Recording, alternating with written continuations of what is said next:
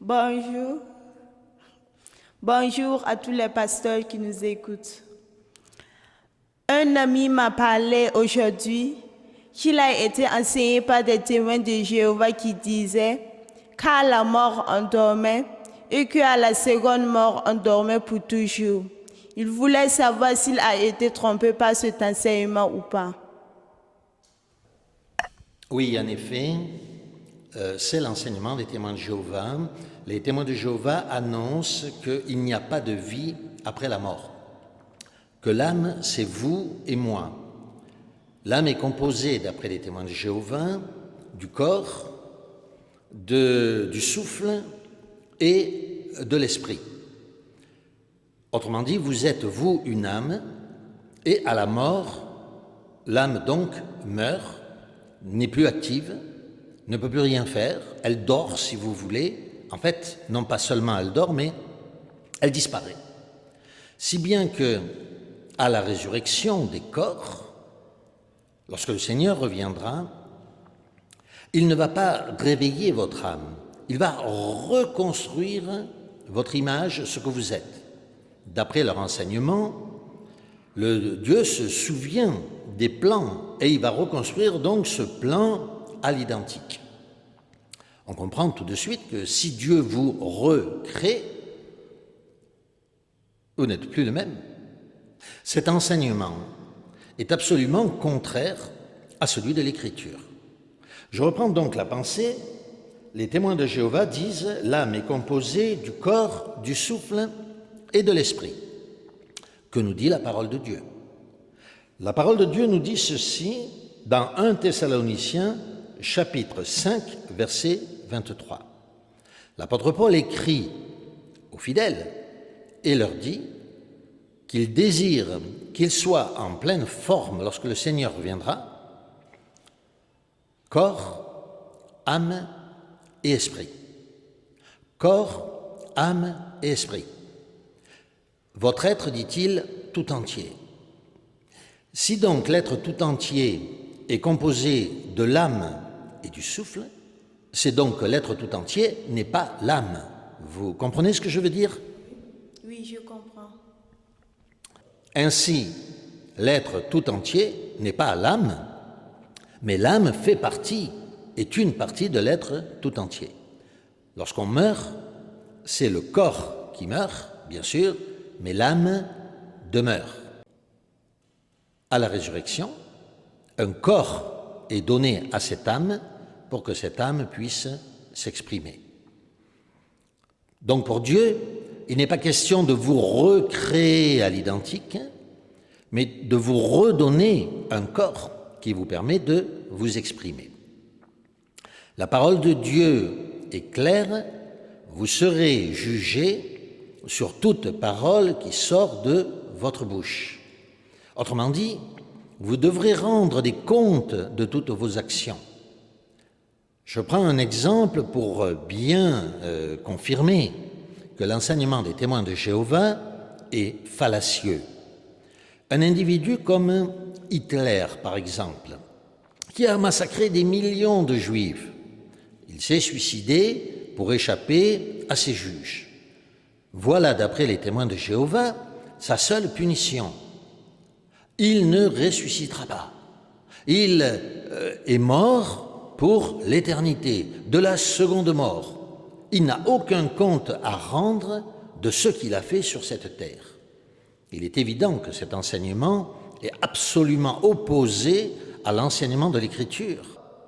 Il attend le jugement final et il sera jugé sur les actions qu'il a faites. Nul n'échappera aux actions qu'il a faites. Hitler devra rendre des comptes pour ce qu'il a fait.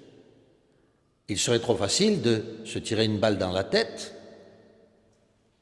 aucune souffrance. Quelqu'un qui se tire une balle dans la tête n'a aucune souffrance. Et pour lui, ça y est, c'est terminé. Non, non, la parole de Dieu est claire.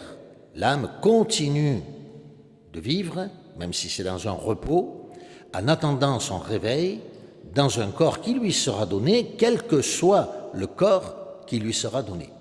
Donc oui, les témoins de Jéhovah ont menti à ce fidèle. 3 autres exemples vont nous aider à mieux comprendre l'enseignement biblique sur la question du sommeil de l'âme. À un moment donné, Saül va voir une magicienne, une spirite, pour interroger Samuel.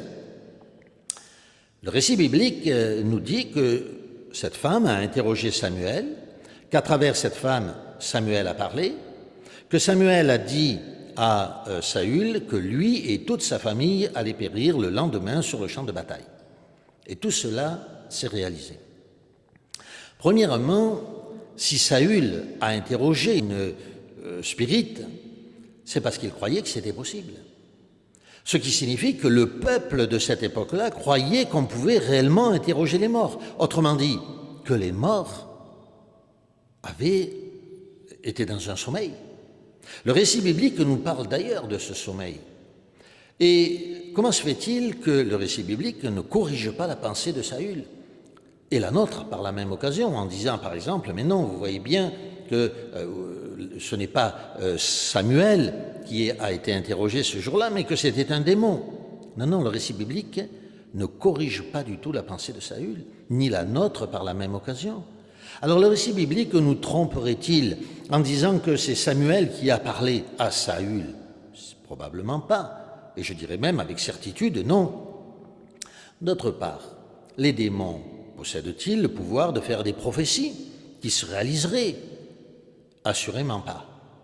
Donc le fait que la prophétie se soit réalisée au pied de la lettre témoigne que c'était bien Samuel qui l'a faite, à savoir le prophète. Deuxième exemple, lorsque Jésus marche sur les eaux et qu'il rejoint les disciples qui sont sur le lac de Tibériade et qui sont en train de ramer alors que la tempête est en train de souffler, ils sont terrorisés. Ils sont terrorisés non pas par la tempête, ils sont terrorisés parce qu'ils voient apparaître ce qu'ils croient être un spectre. Un spectre, c'est-à-dire l'âme d'un mort. Et Jésus les rassure en leur disant « Non, c'est moi ». Pourquoi, à cette occasion, ne dit-il pas « Comment pouvez-vous croire encore au spectre ?» Lorsque Jésus leur apparaît dans la chambre haute, après sa résurrection, les portes sont fermées, Jésus apparaît soudainement, à nouveau, les disciples sont terrorisés. Pourquoi? Parce qu'ils croient avoir un spectre. Pourquoi Jésus ne les détrompe-t-il pas? Pourquoi ne leur dit-il pas « Comment pouvez-vous être encore ridicule à ce point après tout l'enseignement que je vous ai donné? Comment pouvez-vous encore croire au spectre ?» Non, au contraire, il les conforte. Il dit « Touchez-moi et voyez qu'un esprit, un spectre, n'a pas ni chair ni os. » Tous ces témoignages confirment que les Hébreux croyaient que les morts étaient toujours dans un sommeil, que leur âme était toujours présente, et non pas qu'ils avaient disparu. Lorsque la servante entend frapper à la porte en bas et qu'elle descend, alors que tout le monde pense que Pierre a été mis à mort, tout comme Jacques, elle remonte pour annoncer aux autres, c'est l'ange de Pierre, autrement dit, c'est l'âme de Pierre. Comment se fait-il qu'encore une fois, la Bible ne corrige pas notre façon de penser?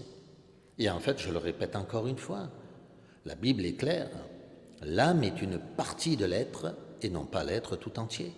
À la mort, le corps disparaît, mais l'âme perdure. Elle perdure dans l'attente de son réveil, dans l'attente de son jugement, dans l'attente d'un corps nouveau. Ainsi, les témoins de Jéhovah ont menti encore une fois à cet individu. Les témoins de Jéhovah nous trompent quand ils affirment que la mort efface le péché. Non, la parole de Dieu nous dit « la mort met fin au péché ». Celui qui pêche lorsqu'il meurt, bien entendu, ne pêche plus. Mais en aucun cas, la mort efface le péché. D'après eux, la mort efface le péché et donc certaines personnes pourront ressusciter étant purifiées de leur péché par la mort. Le seul qui efface le péché, c'est le sang de Jésus. et non pas la mort. Ce serait bien trop facile. À ce moment-là, si vraiment la mort effaçait le péché, nous n'avons plus besoin du sacrifice de Jésus-Christ. Il s'agit de ressusciter l'ensemble des morts et ils n'ont plus de péché. Cet enseignement est encore une fois en opposition avec l'enseignement de l'Écriture sainte et est même blasphématoire. Seul le sang de Christ efface les péchés. À la mort, les individus qui n'ont pas placé leur confiance en Jésus-Christ, dans le sang de Jésus-Christ, voient leurs péchés demeurer. C'est ce que dit d'ailleurs Jésus-Christ lui-même à ce scribe qui lui dit « Tu nous offenses parce que tu dis que nous sommes ignorants » et Jésus-Christ répond « Tu dis que tu vois, donc ton péché demeure. » Oui, la parole de Dieu est claire lorsqu'elle dit, par exemple, dans Matthieu, au chapitre 24, verset 3 et verset 11, je vous en fais la lecture. « Dans les derniers jours, et un petit peu plus loin, surgiront de faux prophètes nombreux qui abuseront bien des gens. » Oui, les témoins de Jéhovah, il faut l'avouer, sont nés dans les derniers jours. Tous ces mouvements qui proviennent des États-Unis sont nés aux alentours de 1800, les témoins de Jéhovah, 1870. Autrement dit, comme ils le disent eux-mêmes d'ailleurs, dans les derniers jours. Il est assez surprenant de faire le comparatif entre l'avertissement de Jésus, dans les derniers temps se lèveront des faux prophètes, et la naissance de toutes ces sectes qui sont nées justement dans ces derniers jours, à savoir les adventistes, les mormons, les témoins de Jéhovah, les assemblées de Dieu. Tous ces mouvements-là sont nés dans les derniers jours. Assez surprenant, n'est-ce pas? Nous sommes en droit de nous poser la question. Tous les autres mouvements, toutes ces autres sectes, par milliers qui sont venus derrière. Oui, Jésus-Christ est réellement le seul témoin qui soit digne d'être écouté. Il est, lui seul, le chemin, la vérité et la vie.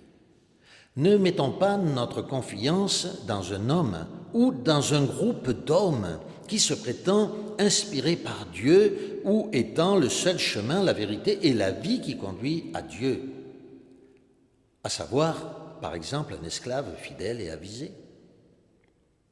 Jésus-Christ, sa parole, est le seul chemin digne d'être écouté. Avez-vous compris le sens de mes propos? Je pense que tous ceux qui nous écoutent auront bien compris le thème d'aujourd'hui. Merci.